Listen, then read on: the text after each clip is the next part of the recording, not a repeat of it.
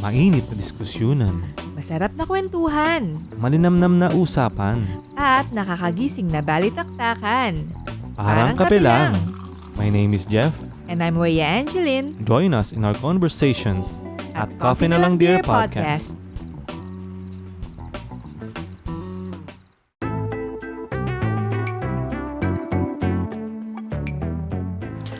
Hi, my name is Mark Edem and I'm the host of Quantox the Podcast, a podcast show that we can discuss different hot trending topics from love, social media, politics, and many more. May pagkulitan makipagkwentuhan lang dito sa Quantox the Podcast. See you there! For more local podcasts, check out more shows from Pilipinas Indie Podcast and Entertainment Network. Hype Network presents.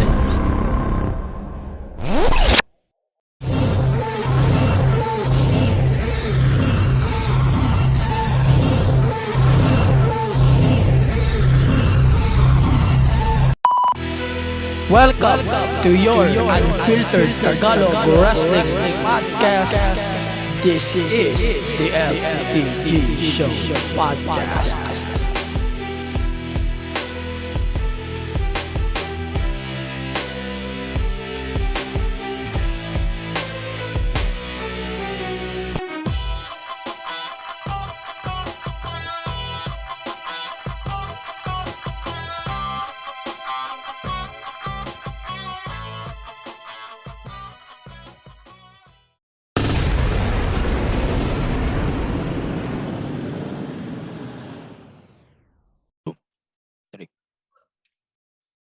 Okay, so we're live.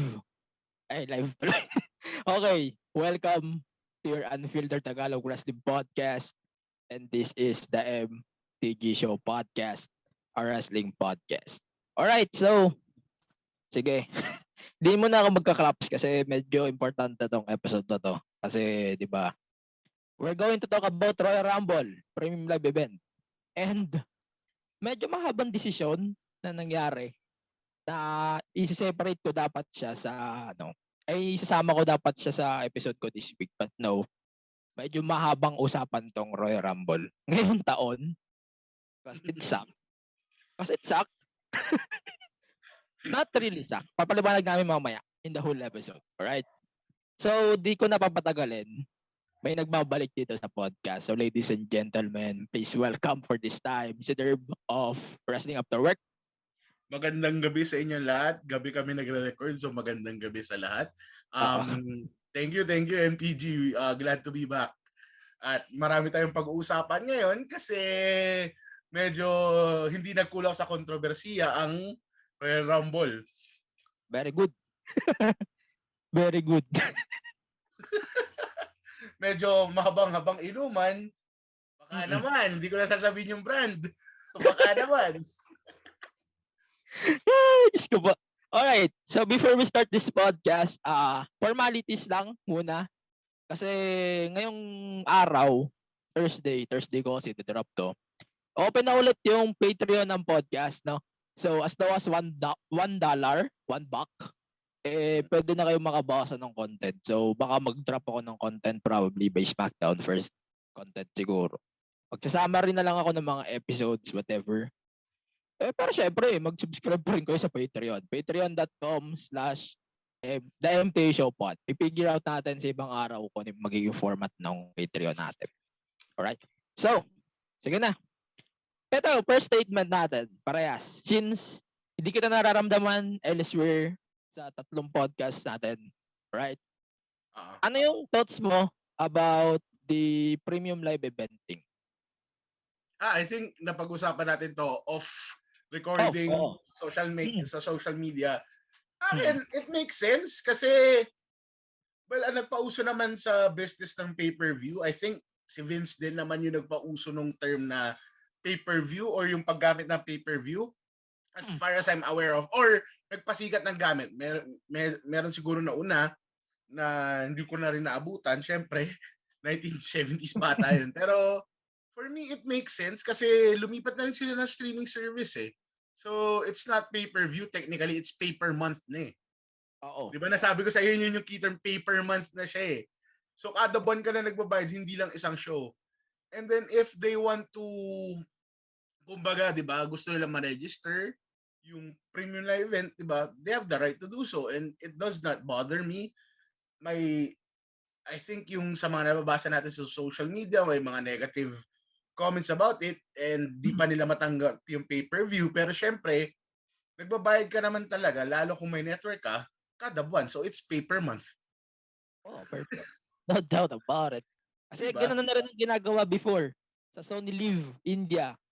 At saka sa tama. Peacock na ngayon. Kaya di rin ka ano-ano eh. Speaking of, di ba, nadala na rin sa Indonesia. Wow. Ay, mo Indonesia ba? Tama ba? Sa Disney. Indonesia ata yung may Disney, Ayan. yung Hotstar. Oo, tama. And hindi rin malabo mangyari sa atin yan, guys.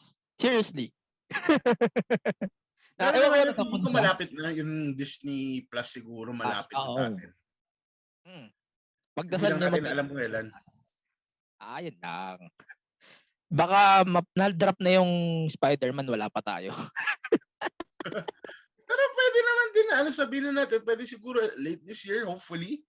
So, malay mo nun, nabili na ng Disney ni Mickey Mouse. Si WWE. So, di ba? Pero I doubt it now kasi may deals pa na pending TV deals. I think makaka-apekto pa rin yun. Pero ito, last question before we go to the talk na Royal Rumble.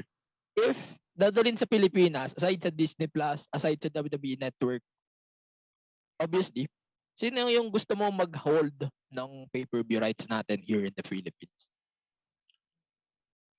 Di kasi ako masyado sa Philippines pero I've been hearing of Top Go.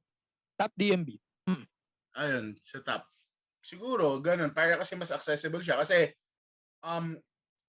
para sa mga tao na walang access sa network, di ba? Laking tulong nun. Kasi, syempre, sa mga ibang fans, di ba? Naghahanap pa rin sila ng paraan para makareconnect sa hobby ng panonood ng wrestling, di ba? Kasi marami dyan nag-lapse na kasi walang means panonood nung may nawala yung local dito nagdadala na consistent for a decade. Pero tapos, ayun, siguro need lang nila ng medium para makanood ulit. No, may AEW sa Top. Pero pwede rin actually. Pwede, or siguro iba, siguro, kasi ang problema kasi, although mas malaki pag sa network TV, pero expect mo na delayed. Oo. I mean, delayed siya by weeks, hindi yung tipong like before sa cable, di ba? Hindi rin naman lahat may cable. Hindi rin lahat may Premier Sports. Hindi rin lahat, kaya na ipakita yung Raw na 3 oras. So malamang cut yun, like nauso dati, di ba? Parang pag sa TV networks na malalaki, sino-shorten nila, di ba? So, But ngayon, one sports. Let's see na lang. So, pero I think naman, kaya naman siguro kung may magdadala, kung may willing and since may office naman ata WWE sa Singapore, di ba? Singapore tama, di ba? Yung Southeast Asia. Diba? Tapos ABS pala makadala, no? Kasi nagfo-focus sila sa digital dahil alam mo na. Pwede. Napag-usapan din namin sa Twitter yan ng wrestling. So, hindi siya malabo. Alright, sana, sige hopefully. Na. Sana. Kaso, expect natin yung 120 magiging 300. Tadya ka lang. Sulit naman yun for the price of admission eh. Matik. Ito, let's start with the proper format of the podcast. Actually, hindi ko alam kung paano ko i-describe yung Royal Rumble. But, I can say, okay, the decision is meh, but business-wise, it's okay.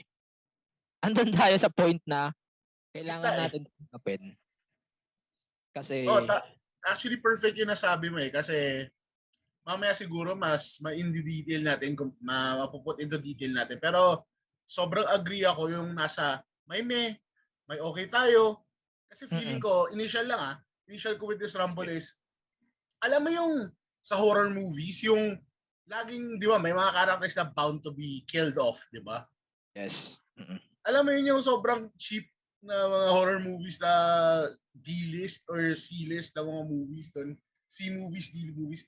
Yung alam mo yung sobrang obvious nang mamamatay itong isang character na to. Tapos pag ando na siya, makikita niya na lang din. Na parang sabang acting tapos sobrang obvious naman.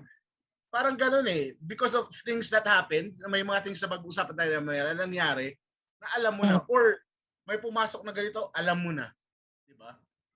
So, ayun lang. Kaya, actually, agree kasi pinag-usapan na rin natin to of the recording days before na sobrang in-tune naman tayo dun sa kung ano tingin natin sa Rumble. So simply put, it's not bad. A bit predictable. Very predictable, pero it's not the worst Rumble as some people are saying.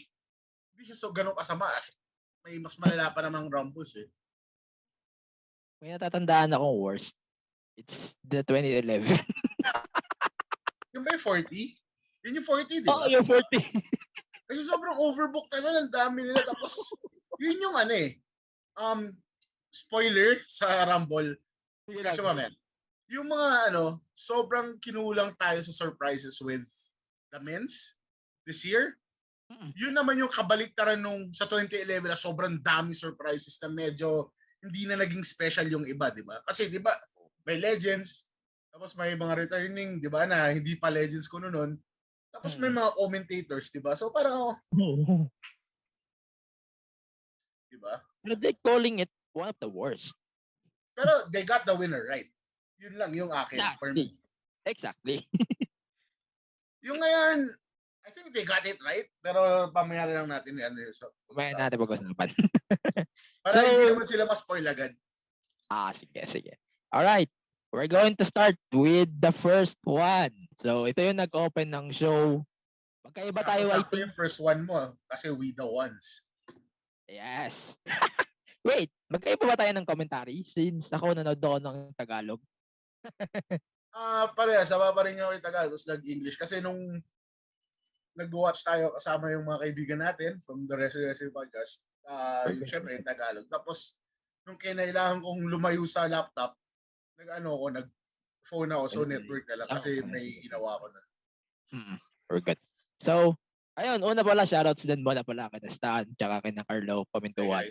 Hey They did a really good job. And kay Rowan ng Chachino ng Wrestling Podcast. Thank you nga pala.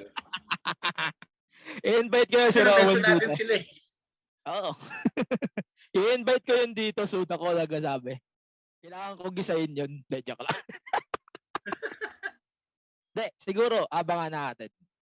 In the next few days. Kasi malapit na rin ang road to 100. I think this episode 88. Nice. Wow. Episode congrats in advance. Wow. I think bago mag-main yun, nasa na tayo? 100 plus na tayo. Nice. Sakto mo 100 mo Saudi show. Para... But yun. Well, actually naman, to be fair, sa WWE, maganda yung last Saudi show nila. Without a doubt, yun yung best na Saudi show nila. And actually, yun yung best pay-per-view nila of the year for me. Best ever. At saka yun yung pinakamaganda last year for me, like quality-wise. Kasi sobrang onti ng matches, pero lahat quality. Oo. Sana ganun lagi. Sana. Pero, tingnan na lang natin. Okay. So, clear naman sa amin. Parehas kami nanonood ng Tagalog na commentary. Alright? So, let's start with the Roman Reigns versus Seth Rollins match for the Universal Championship. Nabaliw ka ba nung narinig mo yung music? Yan nga ang tatanong ko sa iyo eh. What's your thoughts on Seth bringing back the Shield team? Sa mga nagsasabing hindi marunong ang WWE na long-term booking, ito yung mga rare exceptions na medyo ginamit nga nila yung long-term booking. Kasi gusto ko yung build-up nito na parang pinapasama sinabi ni Seth. Hindi mo pa ako napin. Hindi mo ako napin ng malinis, di mo ako natatalo. Which is true, di ba? Parang, kung kung tutusin mo, ang nakakalaman kay Seth, si Mox. Tapos ang nakakalaman kay Mox, si Roman, di ba? Parang, sorry, rock, paper, scissors. Apologies, guys. So, in a way, di ba, yun yung nag-bring up sa Shield, na after nun, ni-remix lang yung theme onte. Yun yung theme ni Roman for a good 7 years, 6 years.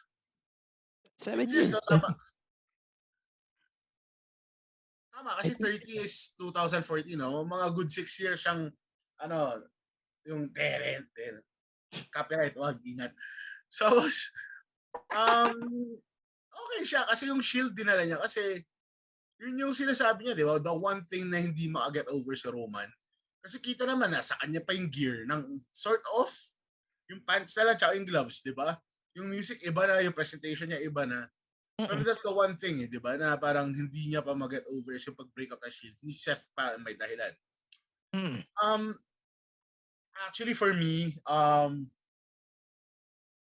medyo spoiler kasi alam natin na kung saan kung saan match makakasama sa Elimination Chamber pay-per-view si Seth. And I would love dahil sa punta na ba tayo sa results or Okay lang. Go. okay. Na yun nga na maganda yung match. May mga galit kasi but DQ finish. Well, actually perfect for me yung DQ finish kasi nag-start na makikita mo na baliw na si Roman eh. Kasi yung medyo calculated pa si Roman. Alam mo yung cool bad guy na medyo trope na these days kasi yun yung stereotypical na gusto ng tao, di ba? The cool bad guy. Pero kasi with Roman kasi he's the cool mob boss, final boss bad guy eh. Pero nakita mo na siya na baliw. Kasi there's something na hindi niya magawa. Kasi hindi niya pa matalo si Seth. Hindi niya matalo yung sumira na shield. And ayun nga, DQ. So, mas gusto ko sana kung tinuloy pa nila for the Saudi show. Pero iba yung direction. And I'm just hoping na ito yung way na, kasi there's one last remnant ng shield kay Roman eh. Yung attire niya. Kasi diba siya pa yung naka-pants, naka-combat boots, or minsan pa naka-Nikes na siya pag Nike boots. Pero if matweak pa nila, kasi I like the way na ginawa na nila sa gloves eh. Na di ba dati, it's just yung niya, yung gloves niya, yung lining lang na iba kulay. Now he's sticking to gold and red, which is actually super okay na kahit di mo nagalawin yun eh. Yung pants nila siguro in a way, hoping na ako, pero I won't be mad if it happens na hindi nila palitan. Since menacing na yung look niya eh. Kasi basically it's a he's a tribal chief na parang halo with the mob boss eh. Diba? So, it means business eh. Pero kung if they can tweak his attire more, and this is the catalyst kasi yun nga sa shield na eh. Pero, let's see. Pero yun nga, thoughts ko sa match, hoping sana ako na na-extend sana for a bit. Pero, all in all, it was a good match and the perfect ending. It was a perfect ending kung na-follow up sana. Ayun. So, ikaw naman, boss, MTG. Ano sa'yo? Okay. Ako, dagdagan ko lang yung opinion mo. I agree na dapat, ako tama, ganun din iniisip ko actually, na dapat i-extend nila. Kasi, sobrang nabitin ako. Nandun yung story, binild nila, few days. Here's the Royal Rumble. Binitin naman tayo. Hindi rin magkaka-rematch si Seth versus Roman. Kaya na disappointed. Sobrang, ewan ko. I'm sad. At the same time, happy rin ako kasi tumama yung hula ko. Joke lang. I think nasa tamang direction naman sila as far as I know. Na magkakaroon din kasi ng winner take all. Yun mo winner take all? Yun ang magiging direction yan, for sure. Ako mamaya ako na-discuss, pero feeling ko hindi. Sige. Unless, i-retain ni Lashley sa EC.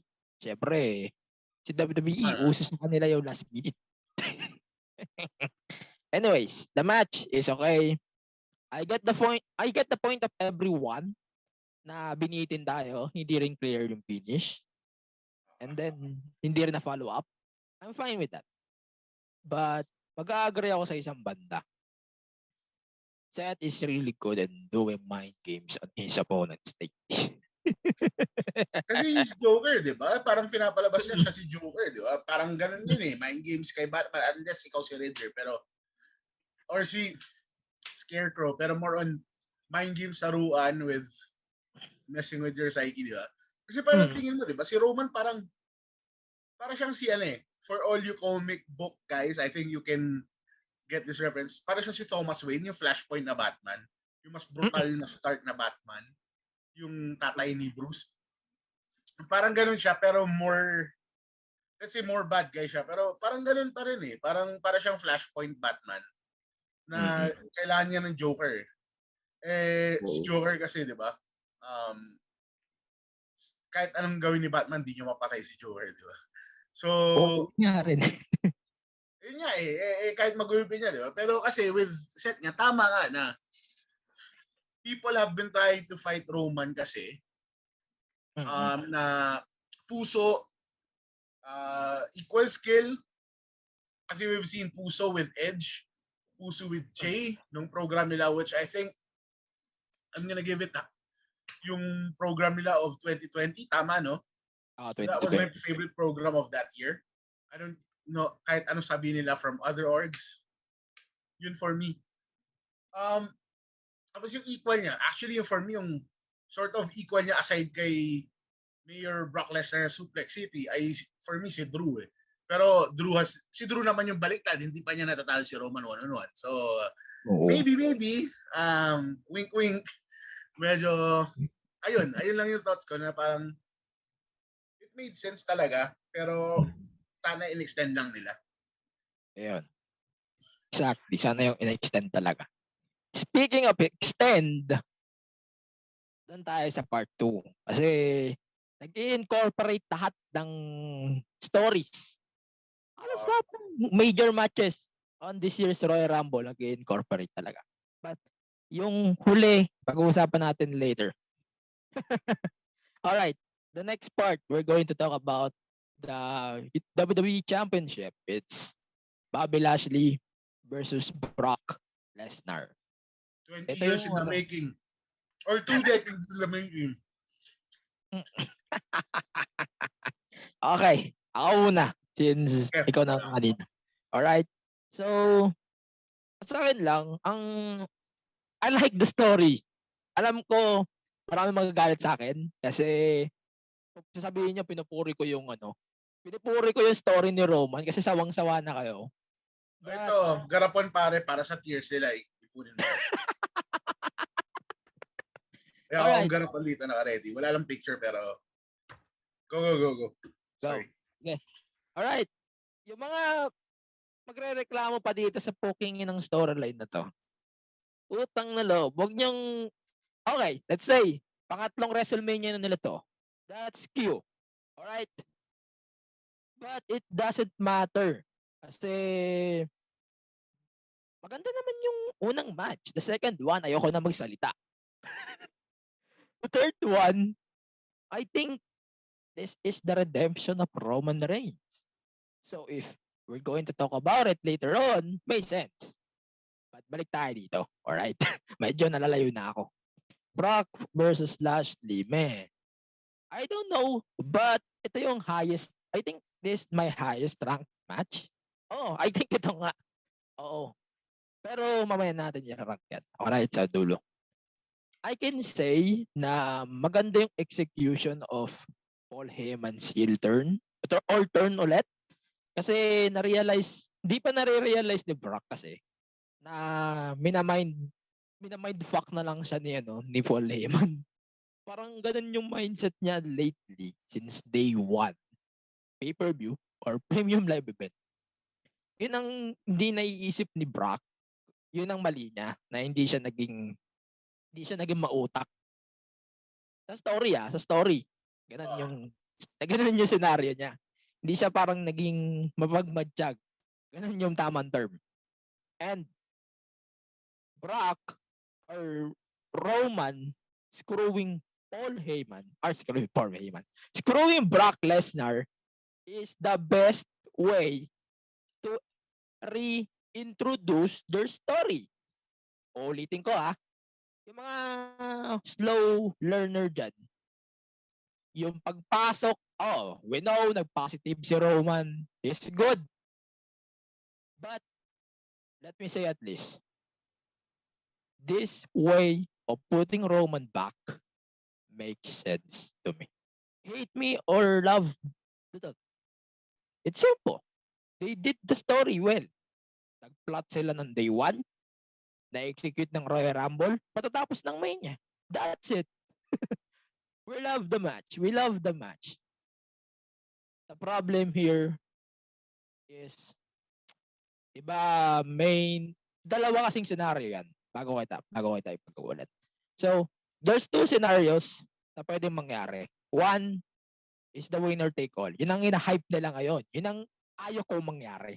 Personally, ayaw kong mangyari because of the TBT list. Number 2, if matatalo si Lashley o si Brock kay Lashley ulit sa Elimination Chamber, there's a possibility,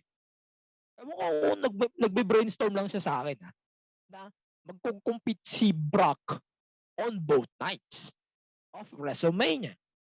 That's a good match. That's a good touch, personally. Ewan ko sa iba, kung paniniwalaan niya lang yung ganong mindset. Sorry, Angelo, Patilo. Or pwede rin naman, since yung perceived main event ng Mania, rematch ng dating world title match ng Mania, pwede naman din siguro sa Raw side, di ba? Wink, wink. Sorry, medyo fanboy kasi ako ng isang mamaya sa Rumble Casino. Kahit kay Brock, kasi santo papa tayo ng Church of Lesnar since 2000. Ayan. Parang nag-incorporate talaga eh. Halos lahat. Sabi ko na. So, your thoughts? Ay, ako na ba? Hello? Oo. Sorry, cut mo na lang yan. Cut mo na lang. Pag sorry, medyo nawala ako sa sarili kasi umiinom ako ng drink. So yeah, yung akin with Brock and Lashley, first of all, I would like to say sobrang high marks for WWE for that opening promo na pinalabas nila days before. Yung feeling niya hindi siya, alam natin na may MMA pass yung dalawa, may amateur wrestling pass yung dalawa, and yung pass nila as 2 juggernauts. Kasi basically, I don't wanna say directly a replacement, pero Bobby was the replacement for Brock. Diba? Kasi they wanted an athletic big guy who can wrestle. I think si Bobby nun kasi medyo green pa compared to Brock eh. Pero, gets mo yun, yung parang big guy face na nakaka-intimidate pero merch seller. Kaso it did not work out. So they pointed that out. And yung feeling niya, Angela, I know, yung nanonood ka ng UFC, di ba? So yung feeling niya yung parang cold open talaga ng UFC. Kasi di ba si Dana nag-release niya yung cold open ng pay-per-view. Yung parang nagpa-play sa opening. Diba? Minsan kumaagat siya, minsan panalo, minsan hindi. Pero ito panalo for me. So props doon. And then with the match, actually naisip ko na talagang si Heyman magta-traitor kay Brock. Natama nga na it's a one big story na yung, lalo yung sketchy na final siya ni Roman. Bigla siyang body-body uli kay Brock. Although kasi si Brock, di ba sanay na ano siya. Umaasa pa rin siya with Paul. It makes sense kasi if you think about it, yung character ni Roman is a tribal chief / mob boss. Eh, kasi di ba yung, if nanood ka na Godfather, di ba, usually yung mga mob boss, 3 steps ahead yan. Hindi 2 steps lang, hindi lang 1 step ahead. Yung moves nila, planado na yan. So, it makes sense. And you can see, yung nabaliw si Roman ng match niya with Seth, natala nila dito eh. Kasi nakita mo yung mukha niya nakuha niya, parang yung mukha niya, parang yung kinakausap niya ng sarili niya while waiting for the chance to hit Brock with the belt. Di ba? Nakita mo parang unhinged na Roman eh. Di ba? Parang kumbaga yung kabaliwan ni Seth na lipat sa kanya eh. Tapos yung lakad ni Heyman yung parang nakataas yung kamay. Yung nagugas siya ng kamay. Tapos di ba yung nakataas yung kamay. Tapos yung lakad niya parang typical Heyman swagger na lakad with Roman. So, I have to give that. And si Lashley kasi one of the most protected stars na yan eh. If I have to say, aside from Lashley and Reigns and Lesnar, sa men's, si Drew na lang din yung malapit. Although si Drew kasi medyo more on giving back ang role niya noong 2021 eh. Pero yun yung 4 na medyo protektado on the men's side eh. You'll never see them lose without reason. Tapos, ayun nga, parang perfect way if you're gonna put Lashley again as champion. Kasi I'm gonna say this dapat sa Rumble. Okay. Pero una sabihin ko na, as much as we love the moment kay Big E, and as much as we were happy to see him champion, medyo hindi naman niya fault, pero it did not work out the way we wanted to. I think Lashley is the more bankable champion right now. Kasi yung run niya na-prove eh. Medyo pera siya eh pagdating sa as champion eh. Kasi si Big E kasi he still has a long way to go sa career niya. So may opportunities pa yan, and I'm a fan of Big E. I think he just had the Randy Orton treatment with his first title run na medyo it was cut short, and it wasn't not his fault, pero medyo magulo din yung booking. So sanay na ako, WWE fan ako eh. WWE stand-upper ako eh. So sanay naman ako sa ganun. So ayun, I like the story kasi it opens up a very unpredictable chamber. Kasi hindi mo alam eh. Like, pwede sabihin natin, hopefully hindi, di ba? Na Winner take all. Winner take all. Kasi ang hirap din nun, pag-iisahin mo. Or yung naisip mo na parang Brock, day 1, day 2. Pero overkill na yun. Pero, pero actually, possible yan. Kasi with the winner of, if piliin ng winner ng Rumble, and we'll get to her, SmackDown, to balance things out, most likely si Brock mag-Raw eh. Pero I think it's better off na Roman. Brock made the Universal title his. Roman's best title reign was with the Universal title. So it's perfect na yun ang paglabanan nila. Kasi yun yung best and longest reigns nila doon eh. Tapos, yun nga lang, hindi natin alam kung sino mananalo. Kasi I think better to pag pag-usapan natin sa Rumble na kasi may na-disprove nga na parang report, di ba? Na dapat mananalo yung isang wrestler na binato ni Brock sa top 4, nung nasa top 4. Actually, that's negative daw, according kay SRS.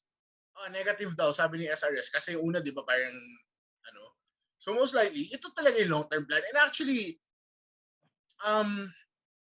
if you think about it, i-hype natin without saying, or feeling ko, alam naman ng mga tao na si Brock nanalo, di ba? Oo, alam mo nila. I'll say this. Give me a match from any org ngayon na mas malaki sa Brock and Roman, lalo sa mainstream. Lalo na kayang mag-sold out ng Jerry World, ng Cowboy Stadium. Give me one match. Tingin mong makapag-fill up at makakaano ng mainstream ay wala. And I'm willing to bet a cup of coffee, anong restaurant or brand yan.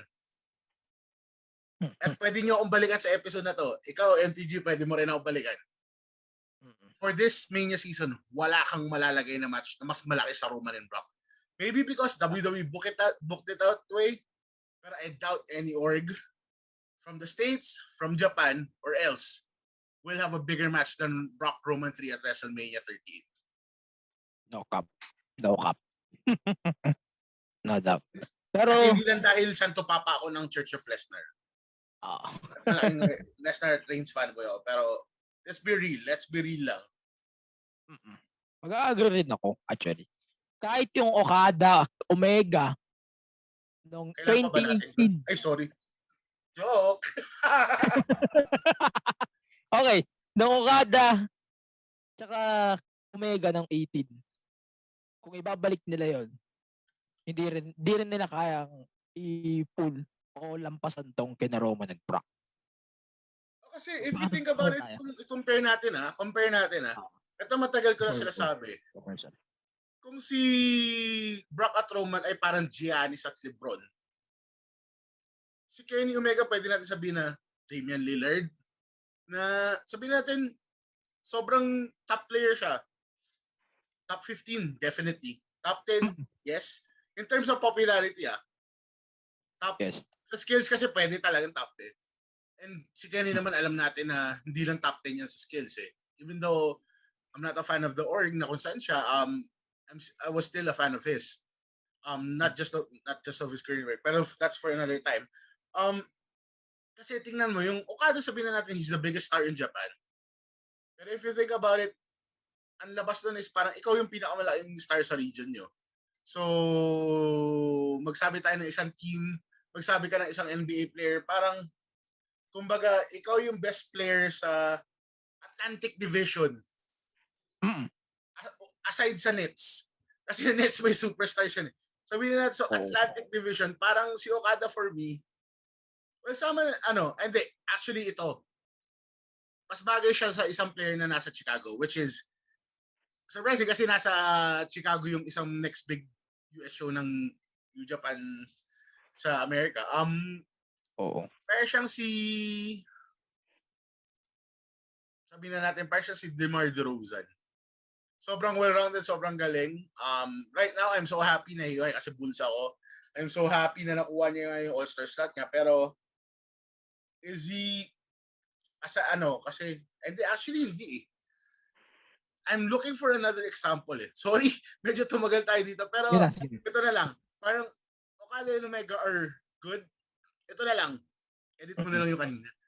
Sige na. Okay lang. Kasi medyo nagulan yung tumagal eh. Sorry guys. Ito na lang. Medyo magulo rin isip ko. Okada and Omega is a big match. Pero sa bubble lang siya ng fans nila. I'll pay to watch it kasi I know their proven history eh. Pero it's just really hype. Or sabihin mo na, CM Punk Okada, I'll watch it. I'll watch it if Okada goes over. Pero, okay na. Next show na lang. So, joke lang, fan din naman ako CM Punk dati. Medyo nalipasan lang. So,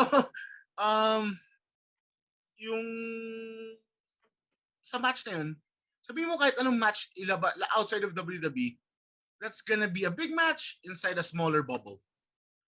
And Brock Lesnar versus Roman Reigns is the Jupiter to that tiny bubble. Take note. For this year. For this year. And for this Mania season, to be fair lang, for this Mania season, your big match compared to Brock Roman 3 at their third WrestleMania main event is a tiny bubble compared to a Jupiter-sized planet that is their match. That's how big it is. Because it's technically the two final bosses of WWE.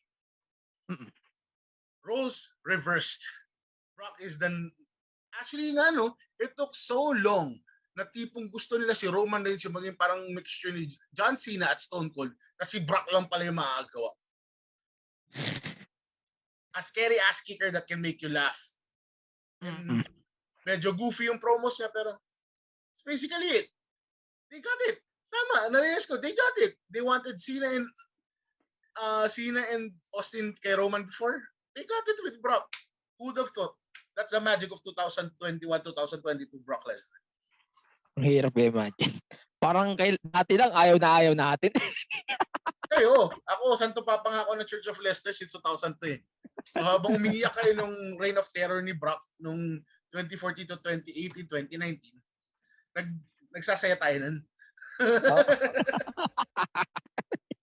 Okay. Kaya nag-New Japan ako nun kasi relax lang ako. Alam ko si Brock kukuha niya ulit. No doubt. Okay. So, that's our long talk. Sorry, tumagal tayo dun. Sorry. Too much. Okay lang. Sablay pa yung analysis ko. Sige lang. So, we're going to take our first commercial break. Wow!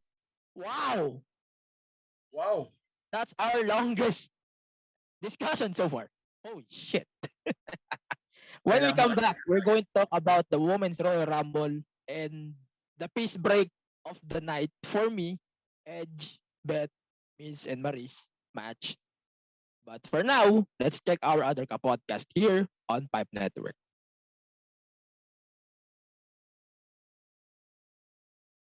Okay? Okay na. So we're back on the pod. Kailangan ko lang Gusto niya bang malaman kung paano kami nakikipag-collab sa mga brands in the MT Show podcast? We use Podmetrics, the easiest way to monetize your podcast. If meron kang podcast, sign up now at podmetrics.com THEMTGSHOWPOD.co and use my code THEMTGSHOWPOD to get full control on how you monetize your show regarding of its size. Again, sign up now at podmetrics.co and use my code THEMTGSHOWPOD. If you're an advertiser who wants to collab with us, head on over to advertiser.podmetrics.co and fill up the form.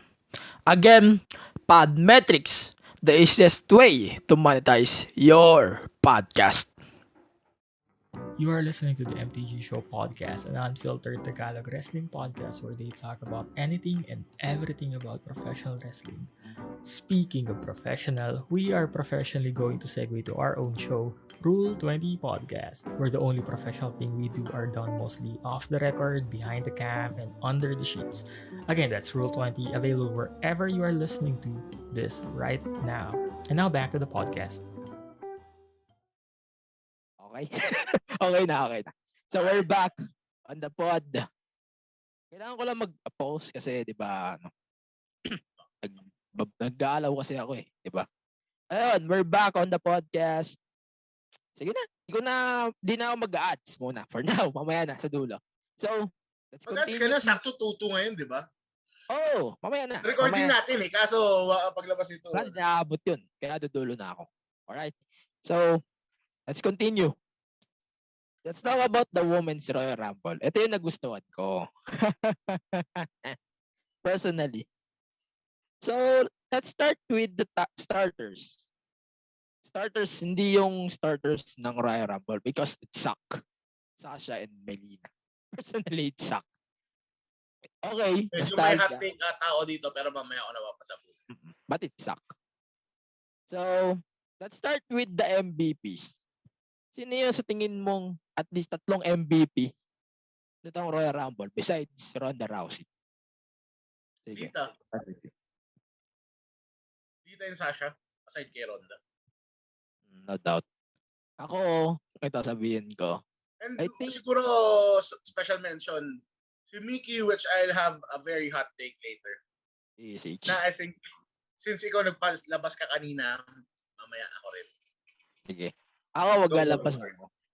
So, I think aside kay Ronda, I can say it's Nikki ASH at saka wait, sige. Mamaya ka na ibabrotot ko bakit.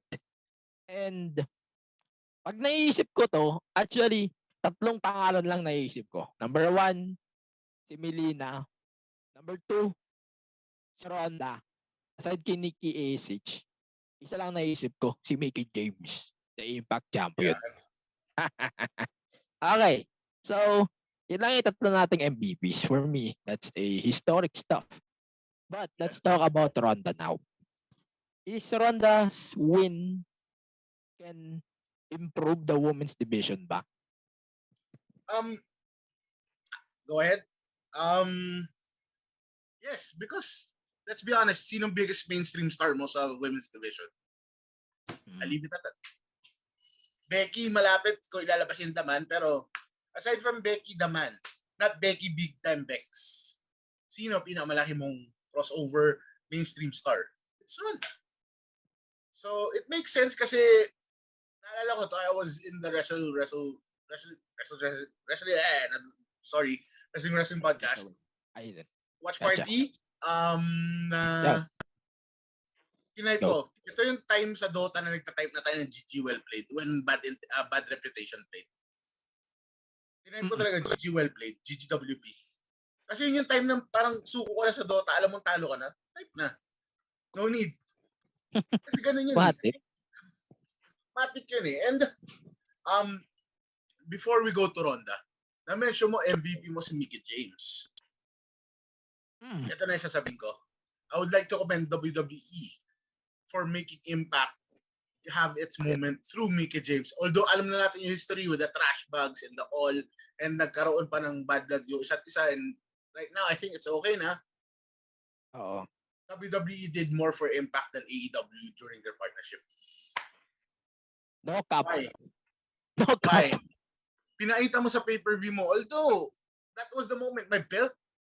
Tapos yung team song niya, hindi yung team song niya na cheerleader sounding. Tapos yung presentation niya as someone champion na Impact, knockouts champion, Women's. walking with the belt, tapos yung pop ng mga tao sa kanya using that team. That was big.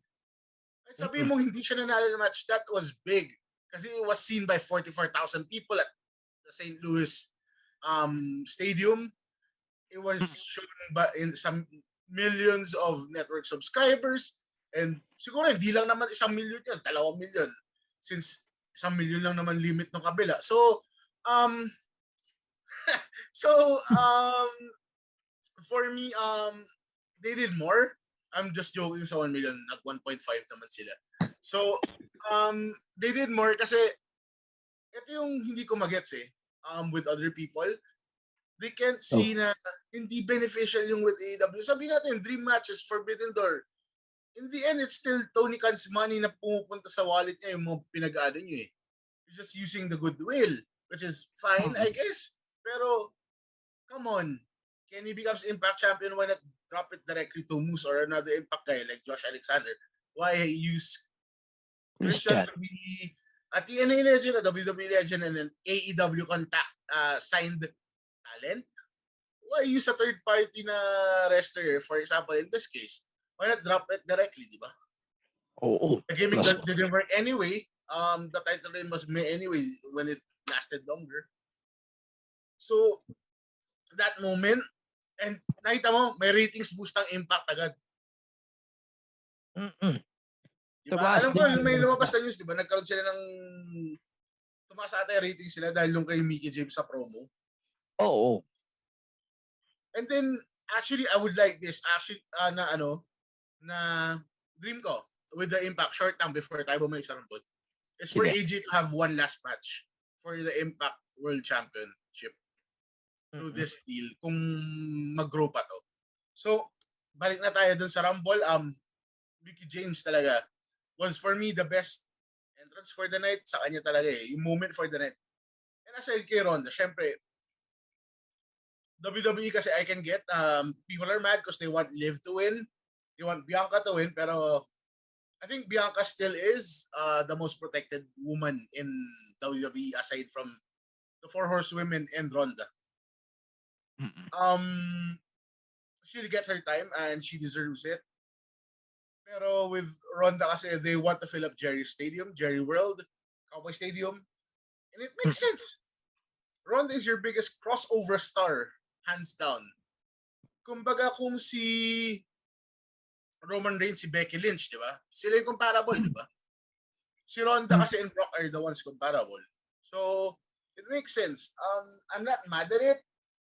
I actually wanted Ronda to come out and just win. And just to douse on the hopes of other people na, you know. Pero,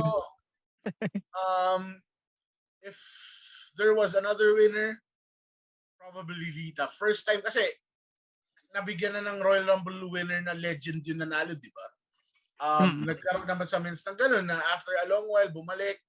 Nabigyan, lalo kung pumasok naman siya big program. Edge, Batista, kasi yung Batista did not work out So, yeah, yun akin. Walang problema. I'm so down now kasi medyo na wide open siya. Actually, sobrang nag-wide open. Yung time na nandun rin naman si Ronda active.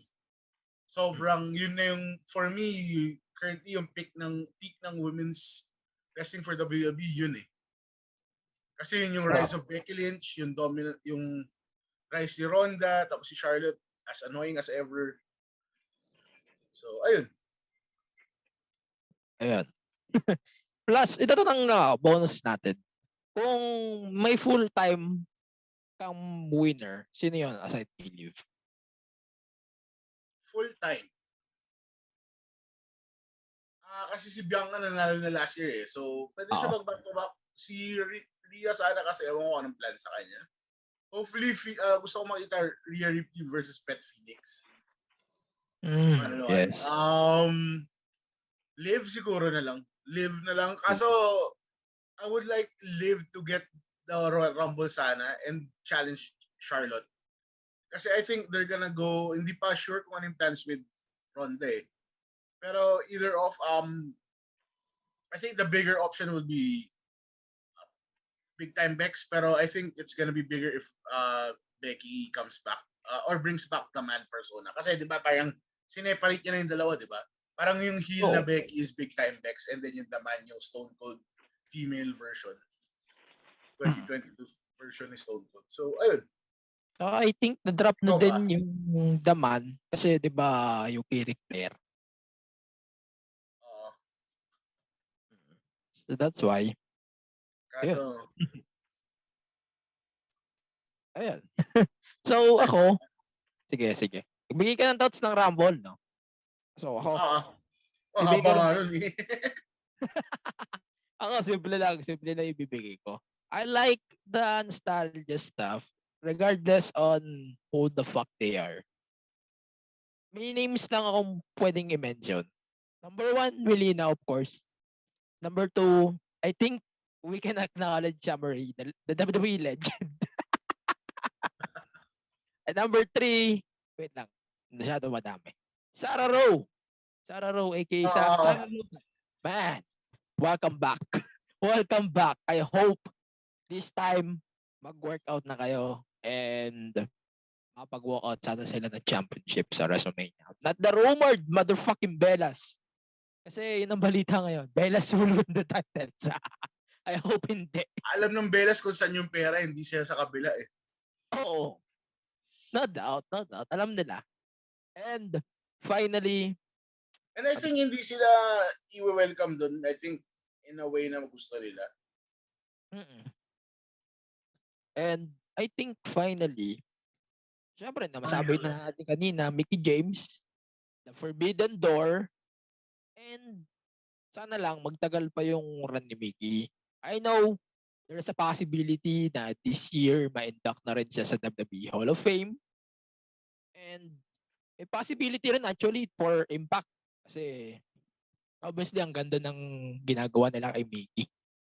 Note nga pala, bago tayo lumihis sa Royal Rumble, wag niyong tutulugan ng Impact. Paalala sa inyo, wag niyong tutulugan ng Impact. Impact is really good right now. From the commentary, let's start with Tom Phillips, man. FKA Tom Phillips. The guy right now, Tom Hamnipan, I think he is. Man, Impact is improving right now. Parang, it reminds me of the old NXT. To be honest. Ayan. We're good.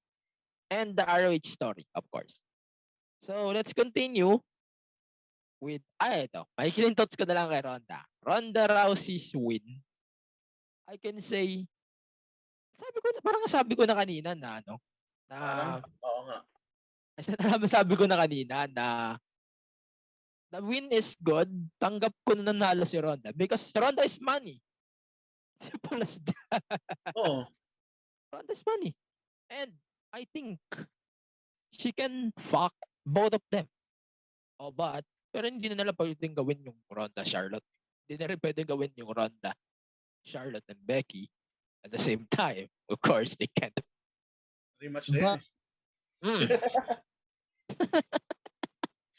And kung may alternative champion ako kay Charlotte and kay Becky, gusto ko sana si Bianca. Bianca versus Ronda. Imagine that. Man, that's a really good matchup. Okay, let's move on. Ito, siguro, maikli lang magiging thoughts natin dito, I think. It's Edge and Beth Phoenix versus Miz and Maryse. Ikaw muna. Siyempre, kanino mo bibigay yung win? It's Edge and Beth Phoenix. So, si Beth Phoenix, I think, ito yung first match niya in a long while na hindi Rumble. Tama ba? Nag-wrestle siya for tag? May niya. May niya, di ba? So, ito yung match niya na medyo sila talaga yung focus ng match eh. Hindi yung, di ba alam ko kasi multi-tag yun sa media. So, sa Iconics. Tsaka alam mong ito yung moment match eh, kasi di ba nga ending lumabas pa yung anak nila. Tapos sakto pinalabas pa yung icons ni Beth Phoenix before mag-rerun ng Royal Rumble. Oo. Kasi naiwan ko yung laptop na naka-on habang natutulog eh. So nasa network pa rin. Nung nag-network kasi ako dahil tinatry ko manood ulit. Um, yeah, ito yung ina-predictable Royal Rumble, ito yung pinaka-predictable na match. So, ayun yung thoughts ko, and I think mas, yun nga, parang yung thoughts mo naman, Boss MTG, kung kamusta yung match na to sa'yo.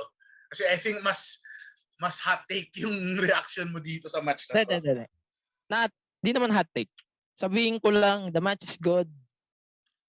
And wala akong ganong problema sa decision. Because obviously, ito na yung mag-close ng feud nila. I think that's the way. That's the way to close the feud. I don't think makakita pa ako ng round 2 or round 3 nila sa Mania. Because nakakasawa. Yan lang sa akin. I think another second half. I think it is. All right. So we're going to take another commercial break on this podcast. And when we come back, we're going to predict the last 2 remaining matches. And of course, we're going to rate every matches. Ikaw din, siguro para-rate ko rin sa'yo 5-point system. Sige, and now, ayan, go. So for now, let's check our other podcast here on 5 Network. I like to have a good time when I listen to my horror podcast. Her left arm was chopped off. Oh my god, really? Caused a panic all over the Prolonged country. their deaths for like months and The months. frightening, alarming, real-life tales show is my horror podcast. My horror podcast. That's Give it? Pause it. This is your scary part?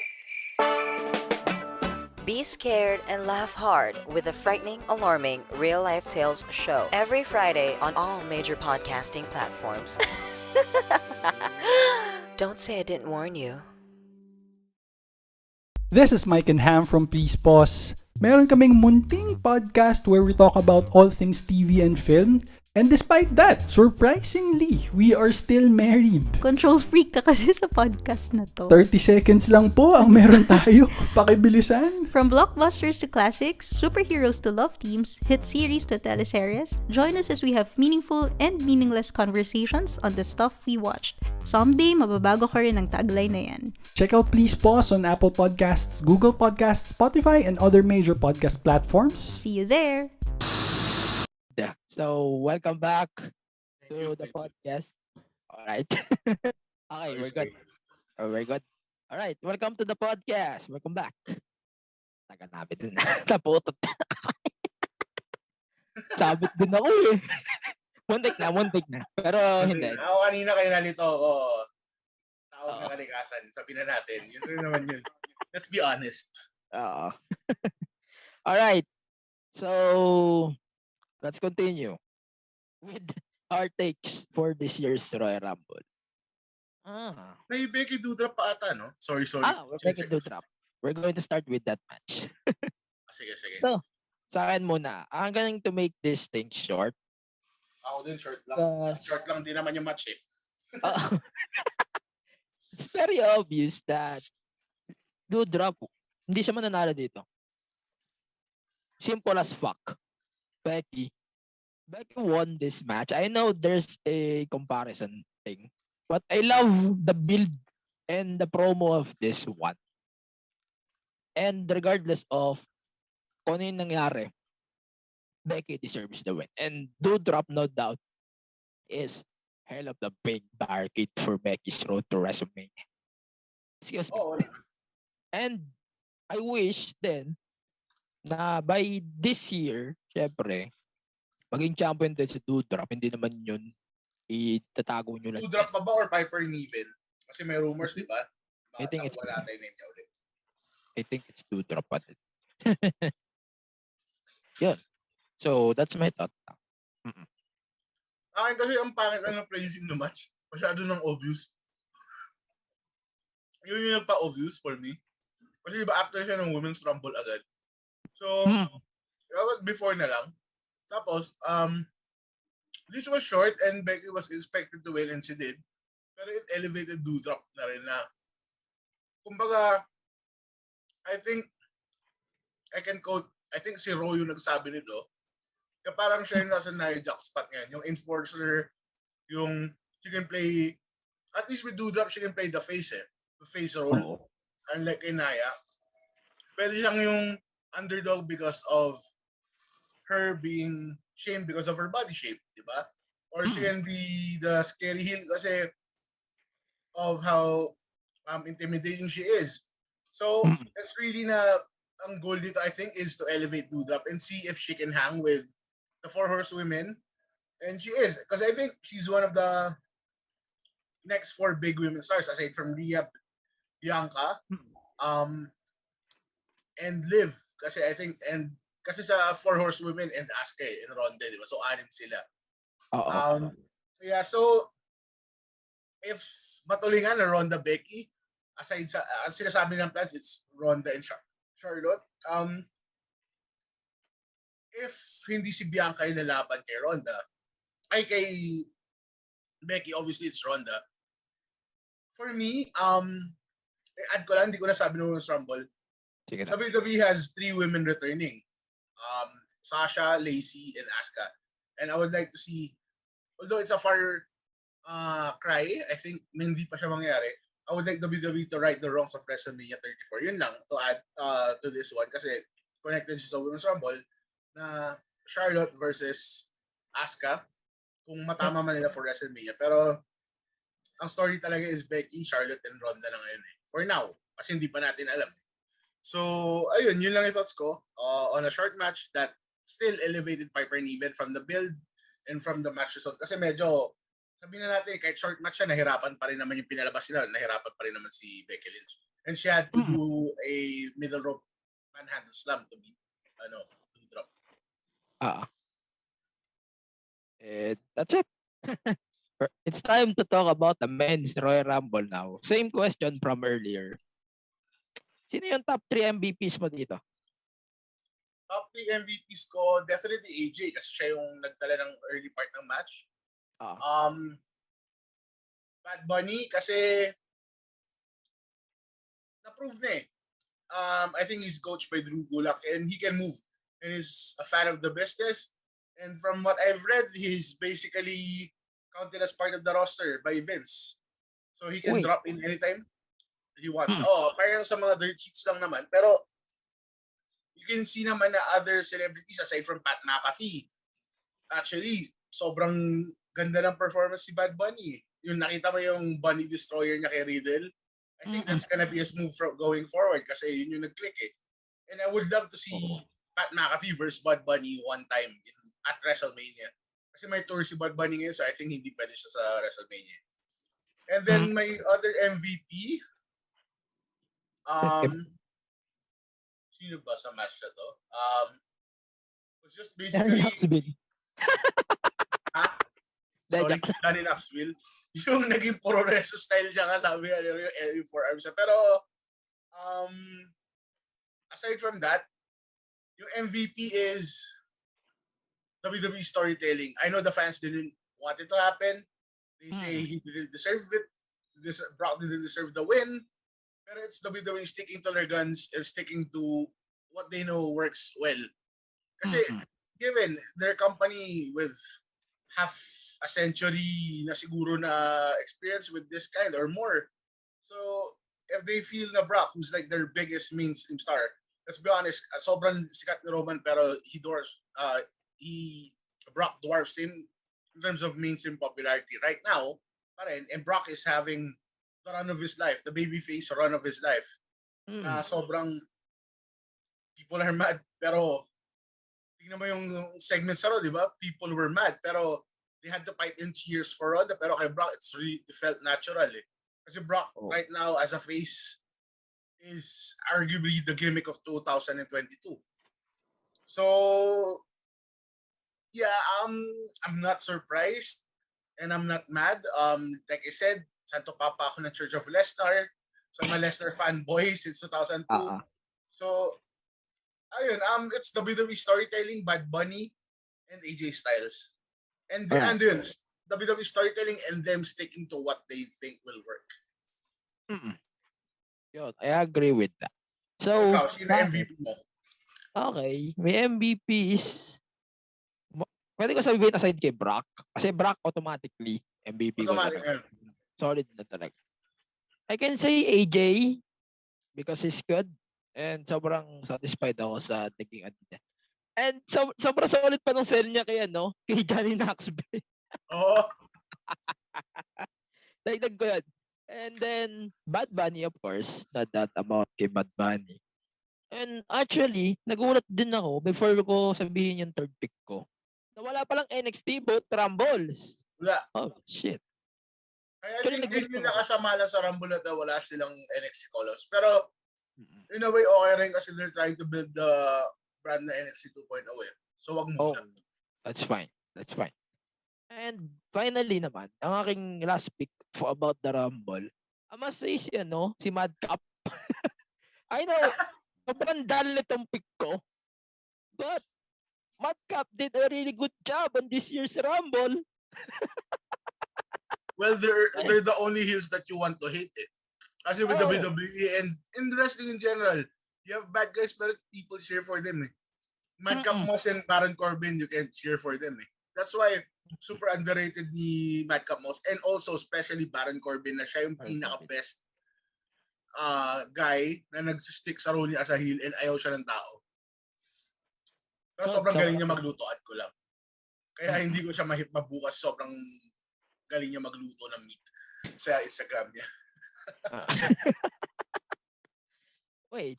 So, let's talk about the formalities here. So, if obviously Ronda and Brock won, and definitely nasabi na rin namin, I think, kung ano yung magiging direction. Obviously, it's Rock. sorry. I think it's the Becky versus Ronda and Brock versus Reigns. Yun na rin naman ang nangyari sa Raw. Yun yung prediction, pero I won't be surprised kung si Charlotte o si Bianca gets her moment. Pero, plus one. Pero Becky Ronda is the bigger match sa women's. No doubt. Sobrang laki ng draw na. I swear. But, ako, sabihin ko na agad. Kasi dapat bukas ko pa sasabihin to. Pero, magpakatotoo na tayo. I think, isa lang ang mangyayaring world title match sa WrestleMania. Isa lang din, dalawa lang din ang women's title sa WrestleMania. Both nights. Hindi tayo makakakuha ng dalawang triple threat. Pangalawang triple threat.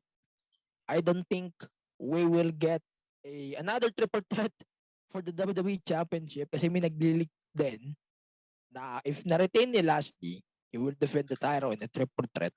I don't know. Hindi ko tanda kung sino yung dalawa pa. Pero yun ang lumalabas na dirt sheet eh. Pero hindi rin ako niniwala kasi. But, totoo na tayo. Mukhang makukuha natin yung winner take all. Mukhang. That's the key. Mukhang. And that's the possibility. And if hindi matutuloy, good for them.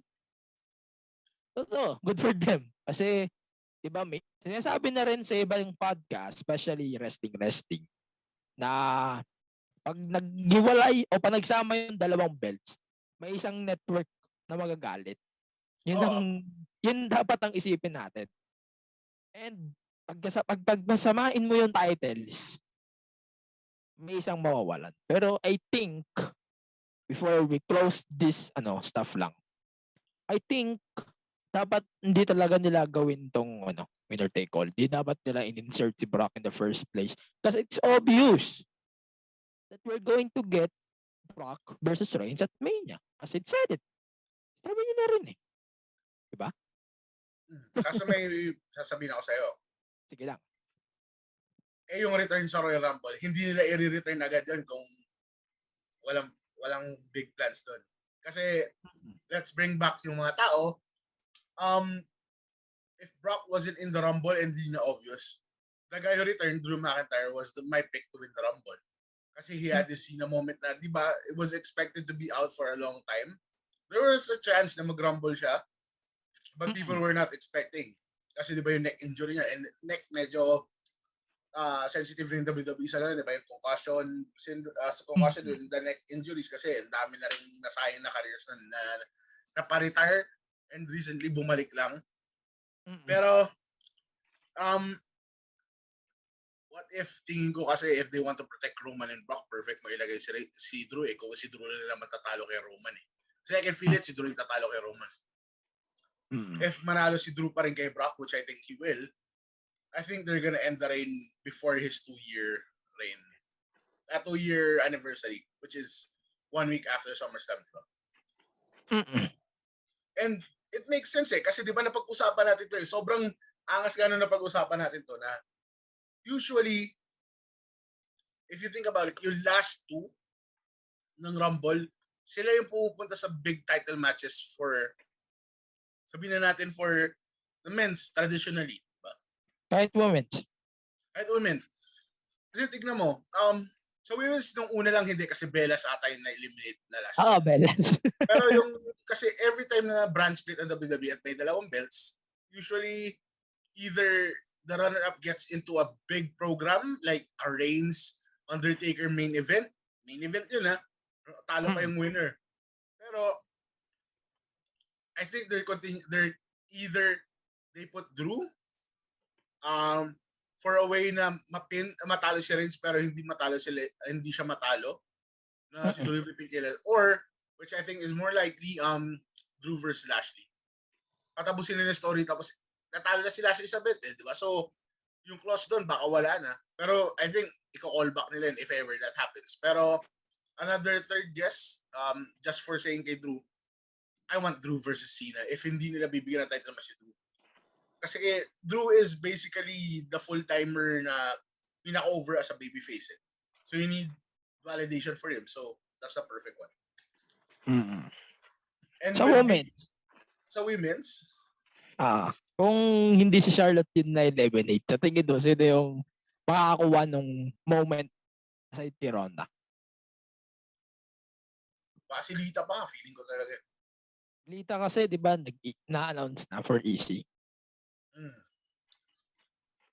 Pero there's one big deal kasi, ang big deal kasi, ito pa, kaya si Michelle McCool, pansin mo siya yung legend na laging sobrang ganda ng performance sa Rumble. Aside kay Lita at Trish. Silang tatlo. And I think yung pag-continue ng performances niya is, add ko lang remember what state WrestleMania is in. Remember who's one of the biggest stars. And I think the biggest superstar WWE has ever created. He's from Texas and he's married to Michelle McCool. So I think that Undertaker and Michelle will go down sa Hall of Fame this year parehas. As couple? Or hindi. I think separately, pero sabay sila na couple na pero different, syempre separate induction. Kasi let's be honest, Undertaker is the biggest Hall of Fame induction right now sa mga current crop na pwede mo induct. Aside kay next year, feeling ko darak Aside din kay Mickey this year. Aside kay Mickey, at saka yung potential Cena na I think yun yung pinakamalaki. So, yeah. Tapos, I think, yun nga, nasabi ko rin na I can see people being mad with Big E getting eliminated early, pero I think he needs a reset na kung hindi man siya bibigyan ng world title program for Mania, bigyan siya ng big match muna, build momentum again. Kasi spoiler din yung na-add siya sa SmackDown roster na hindi siya lalaban sa WWE titles. Sobrang early spoiler niya. Kasi kung ibabalik mo na lang din, si Drew na lang ibalik mo sa Raw, edi si Big E pwedeng tumalo kay Roman in the end, di ba? Pwede. Kaso, di ba, as a tag team na rin ulit si Big E? Habang pala si Xavier Woods, di ba? Kaya. Kasi I think Big E naman is a company man That's what I like about him Kasi he doesn't complain pag siguro na-reward na siya with a world title run. And syempre siguro masakit pa rin na matanggal yung belt mo sa'yo. 3 months in? 2 months and a half in? Hindi, mga 4 months in ata. Pero syempre, that shows you how good of a person he is and how professional he is. So, I doubt na hindi siya pagbibigyan ulit because I know Vince is a big fan of his size and he's the type of wrestler na gusto talaga ni Vince. Big guy who can move. Diba? So, ayun. I think it's still muddy what they're gonna do. Aside from Brock Lesnar and Roman Reigns, pero hindi pa kasi natin alam for what time. So, yun. Ayan. Medyo magka-close out na tayo. So, it's a fallout of our episode for this week. 1 of 2 episodes since gagawa pa bukas. Yes, sir. Fuck it. So, we're going to rate the podcast. Dapat bukas to But, fuck it. I'm going to do it tonight. So, i-rate natin tong pay-per-view, alright? It's very complicated. Sobrang nahirapan ako. Sobrang hirap. Sabi ko, bukas ko na lang ipopost yung pics ko. Sabi ko, it may be, pwede marami maging madismaya. Sorry. Sa akin ba yun? I think sa akin.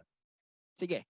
So, yung pics ko from last week, this week rather, I think dinili ko siya kasi sobrang nahirapan ako sa Royal Rumble. Na it's either pag hindi ko sinama yung ladder match nila Cody at Sammy, no, okay lang mag-order ako tonight. But that's really good for me. Bukas ko na lang i-discuss kung bakit. And okay, rate ko na yung matches really quick. So the Rollins Reigns, I can say it's 4 to 5, but the storytelling, sabihin ko talaga every storytelling of Roman, it's 5 definitely. The Women's Rumble, since ito pala yung second match, 4 to 5. The Raw Women's, Dirv and Becky Lynch, it's 3. And then mixed tag, 3 to 5. And the remaining 2 matches, the WWE and the Rumble Men's, 4. I think, ang nagtataka lang ako, bakit hindi ko tinaasan yung sa Men's Rumble. Kasi, it's very it's very obvious. Dapat 5 talaga to. Sabihin ko sa inyo. And sa'yo, Dem, na medyo... Ay, sorry. Mamaya pala, go lang. Kala ko, mali na rin. Sorry, signs of aging, guys. Mahina na pandinig. Okay, para sa akin lang, yung Men's Rumble, medyo ang nakababa lang nun is yung predictability. I know there's a story, but yeah. Yun. Men, baka makatulong din. Pa-rate niya din ng 5-point system yung buong card. Para sa'yo. Sige, yung Reigns, Seth, yung entrance pa lang, 7 stars na, 8 stars na nga eh. Yung Shield. Pero, seriously speaking, 4 yung match for me. Yung ending medyo still controversial siya kasi pero I think it was a perfect ending. Pero it could have run more. But I know they were running the Rumble, so that's obviously 2 very long matches. Women's Rumble, for me, match of the night, 4.5. I like the mix na may surprises, although Ronda winner kasi alam mo na, when Ronda walked out, you know she's gonna win. Tapos na laban. 4.5. For me, that's the best match of the night. Yung It versus Grit couples, 3.5.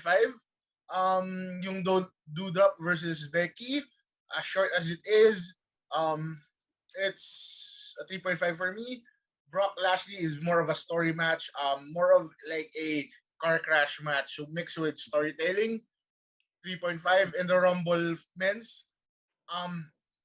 Personally, it's a 10 out of 5 kasi Brock Lesnar won his second Rumble, which means lahat ng OVW4 2-time Rumble winners na. Oo, +1 pala yan. Pati ka makalimutan. Pero objectively speaking, it wasn't the worst Rumble. People, hindi siya kasing sama na ibang Rumbles na nakita nyo before. Oo, predictable siya, pero hindi siya ganun kasama. Walang NXT call-up. Oo, kasi binibuild pa nila yung brand nila. Pero for me, it's a 3.25. Not the best Rumble, it's more of a mediocre Rumble.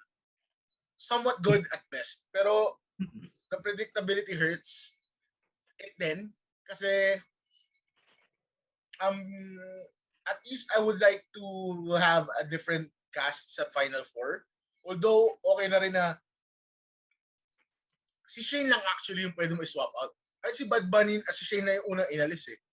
Kasi si Riddle, you know, Riddle being the Final Four is big kasi hindi pa ba obvious na malaki yung plans ng WWE sa kanya. After people were saying na no, he's last year, di ba? Parang he's getting buried, so he's not gonna decide. So kasi magkaano na siya. No. Kasi obviously nag-click siya, lalo with the states being more tolerant to the thing he loves to smoke, di ba? That's printing money. Riddle is your poster boy for that, lalo kung maging accepted na siya talaga. And then Bad Bunny, I love that moment with Brock. Well, it's your biggest mainstream star in wrestling, and the biggest musical act in the world. And I think, kung titignan natin yung views, sobrang dami na nun. Agad, di ba? Hours pa lang, sobrang milyon na ata. Wala pang Indians dun, ha? O, tsaka yung reaction ni Bad Bunny, di ba? Yung kay Brock, parang it changed. Kasi di ba, parang sobrang hyped up niya sa Rumble kahit nagugulpi siya, di ba? So, nakita niyo si Brock first time na sobrang, rapper nga pala ako. Ano pala ako, reggaeton artist pala ako. Pero I love that interaction. And I love Drew being there and being the last man. So I think they have plans kasi hindi naman siya ipipilit ng WWE na bumalik sa neck injury kung walang big plan. So, ayun, overall, it wasn't a bad Rumble premium live event. Sorry, pay-per-month. Premium live event. It wasn't bad. It's a bit predictable na compared to the last few Rums. Actually, it got predictable because of what happened sa Reigns match saka sa Lesnar match.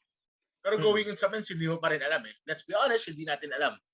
And people were hoping for names like Big E, like AJ, gano'n kasi di ba may bumaba nga yung odds ni AJ. Pero in the end, it made sense kasi yun yung overlying story.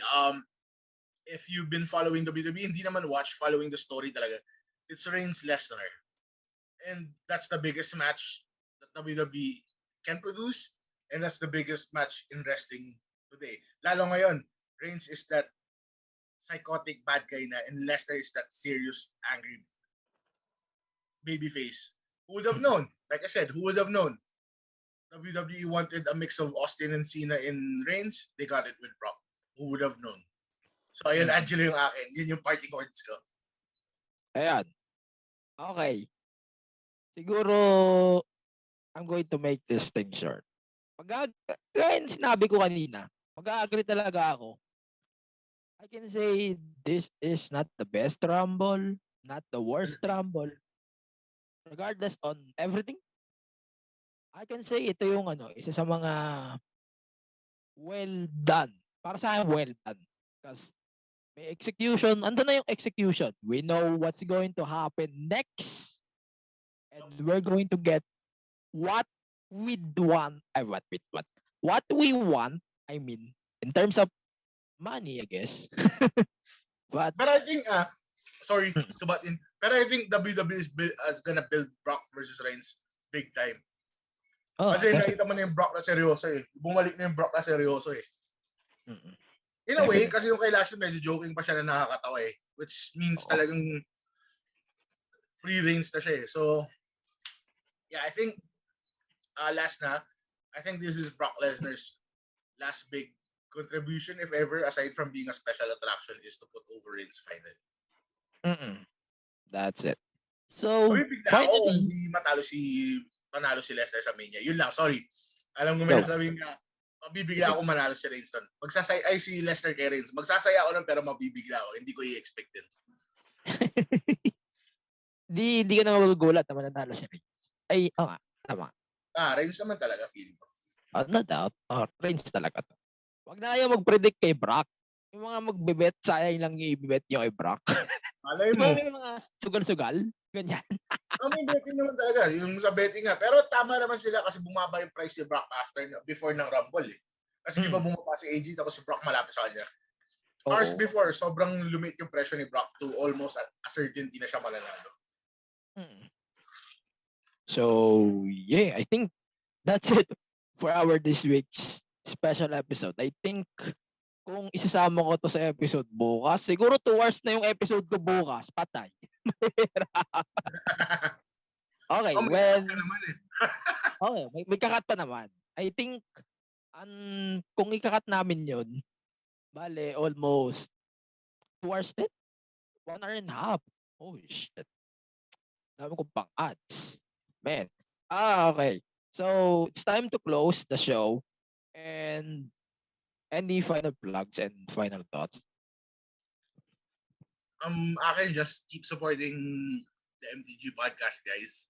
Thank you, Angelo, for having me. Wala na. Hindi rin kami kasi we're taking a break sa resting after work. And yeah, so you can listen to our past episodes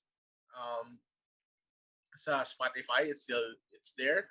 And then yeah, keep supporting Philippine Pro Wrestling. your Philippine pro wrestling podcasters.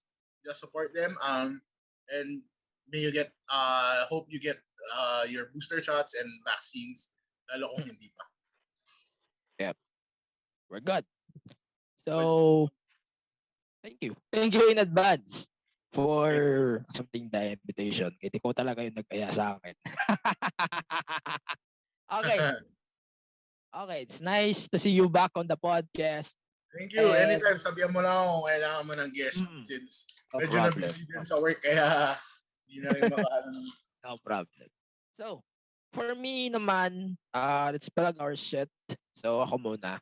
I think you can follow the podcast on all of the social media platforms at the MTG Show Pod. And then, ayun, yung Patreon niya pala. Putik na Patreon. So, patreon.com/TheMTGShowPod. By Friday sa SmackDown or Saturday, we're going to do a review. Siguro, bara-barang review ganun. Susubukan natin kung mag-workout yung Patreon. And then, of course, listen to this podcast.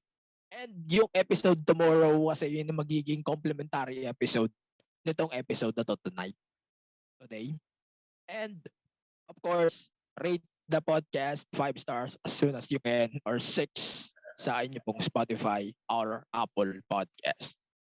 And, of course, may social media platforms at AG Pinera. Ikaw, baka may ano papalag mo sa segment mo? Baka.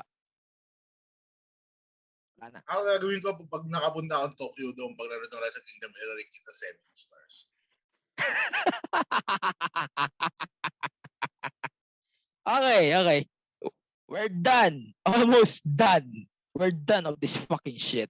It's time to go. See you on the next episode tomorrow of the podcast. In behalf of Dirv of the Wrestling After Work, FKA. In behalf of him, please mask up, register to vote. I registered to vote. Please vote on May 9, 2022. Utang na loob. Bahala na kayo. Stay safe, stay raso. See you tomorrow for our complimentary episode of the podcast. Peace. We're out. Thank you. Did you know that podcasts are the new radio? You can listen to your favorite shows anytime, anywhere on demand. Visit the Pilipinas Indie Podcast and Entertainment Network at pipenetwork.co to see our list of shows. And like us on Facebook to get updates on our latest episodes, events, promos, and freebies. The Pipe Network, taking podcasting to the next level.